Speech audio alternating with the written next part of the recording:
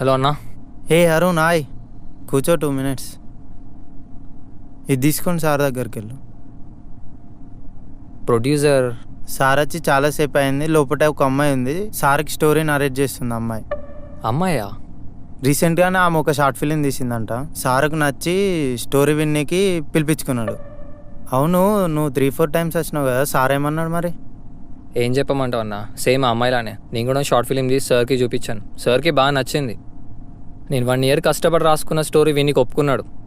So story మొత్తం చాలా బాగా నరేట్ చేశాను. సో అప్పుడు sir reaction. Arun, narration super, story అయితే బాగా చెప్పావు, బాగుంది, చేద్దాం, పక్కా చేద్దాం, చాలా బాగా నచ్చింది స్టోరీ. కాకపోతే చిన్న